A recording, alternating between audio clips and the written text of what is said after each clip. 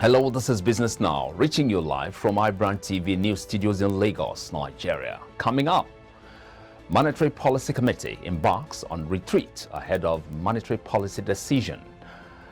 Senate probes NIMASA'S payment of $5 million legal fee without results. Nigeria's inflation overshoots World Bank's projection by 20%. Rising inflation thrusts money supply to 48.87 trillion naira in June, highest since 2010.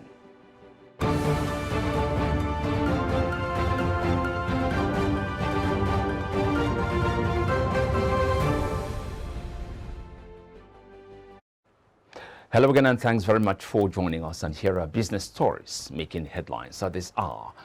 I'm Michael Nars. The governor of the Central Bank of Nigeria, Godwin Emefiele, on Sunday said that with the rising global trend of the digital economy, the Monetary Policy Committee is expected to chart a new policy direction for the Nigerian economy. Emefiele noted that in the last 8.5 years, the CBN had done bespoke monetary policies which had seen Nigeria overcome recession twice in 4 years. He said, quote, "The evolution of fintechs, cryptocurrencies, digital payments, artificial intelligence, and machine learning have changed the functioning of the financial and banking sectors, both globally and domestically. Therefore, the urgent call for the need to rethink financial system regulation, supervision, and monetary policy implementation. To ensure the relevance of monetary policy and the role of monetary authorities in the new digital world, MPC members must embrace an advanced level understanding of the interplay of digitalization with monetary policy objectives, targets, and tools." Now, despite raising its monetary policy rate, Nigeria's inflation rate is now 20% above the World Bank's projection of 15.5%. In its recent Nigeria Development Update, the Global Bank projected that Nigeria's inflation rate was going to be higher than it had anticipated, and with hit 15.5%. And the latest inflation figure from the National Bureau of Statistics showed that the nation's inflation rose to 18.60% in June, the highest since January 2017, when it was 18.72%. The NBS said in June 2022, the inflation rate increased to 18.60% on a year-on-year basis. This 0.84% points higher compared to the rate recorded in June 2021, which is 17.75%. On a month-on-month basis, the held in the inflation rate increased to 1.82% in June 2022. This is 0.03% higher than the rate recorded in May 2022. That is 1.78%. According to the statistics body, urban inflation rose to 19.09% and rural inflation hit 18.13% in June 2022. This is despite the recent interest rate increase by the Central Bank of Nigeria. In May, the CBN raised the nation's interest rate from 11.5% to 13% in a bid to address inflation in the nation. According to the World Bank, rising inflation will push millions of Nigerians into poverty in 2022. The International Monetary Fund has painted a grim economic outlook, saying that inflation, debt, and food crisis are pushing the Nigerian economy and other African economies to the verge of collapse.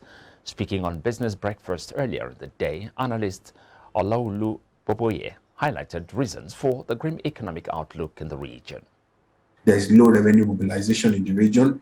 There's elevated fiscal spending in the region, government spending. And there's also a lot of spending on debt servicing. Take, for instance, the example of Nigeria. Debt servicing is around 90%, when you compare it to the revenue. And all this is a valid concern, that the IMF has. And also, when you look at the fact that our net importers of fiscal concerns is relatively prevalent in the region. right? We've also seen some of these countries, having subsidies. Subsidies is there in Ghana, subsidies is there in Nigeria, subsidies is there in Egypt, and some other African countries, right? All this continues to take a toll on the revenue of the government, right? And we've not seen significant reforms or policies being put in place to materially drive revenue upwards across this region. For instance, in Nigeria, no special reforms. If you go to Ghana, they came up with e-levy recently, right? But the performance of e-levy has been below expectation. So all this just tells us that revenue is low, debt is elevated. Secondly, on inflation, right? Inflation continues to skyrocket. It's not just peculiar to Africa alone. It's also something that is broad-based across the globe. But narrowing it down to the African region, if you divide Africa into two parts, number one is the net commodity importers, and then as well as net commodity exporters. So by commodities, we are talking about food commodities and as well as crude oil. So what we saw was that for the oil importers, the net oil importers and commodity importers, right, we saw that because prices are skyrocketing globally, it has taken a toll on import bills, which has had a pass-through to current accounts with a negative impact on currencies. When you look at Egyptian currency today, it's down significantly by almost more than 25%. The latest data released by the Central Bank of Nigeria has revealed that money supply in the economy recorded the highest growth in 10 years, gaining 9.14% or 4.46 trillion naira year till date, now to 48.87 trillion naira in June of this year. The National Bureau of Statistics, in its Consumer Price Index, disclosed that Nigeria's inflation rate reached a 65-month high of 18.6% in June 2022 from 17.71% in May. Inflation had opened in January 2022 at 15.60%. CPI measures the average change over time, the price of goods and services consumed by the economy.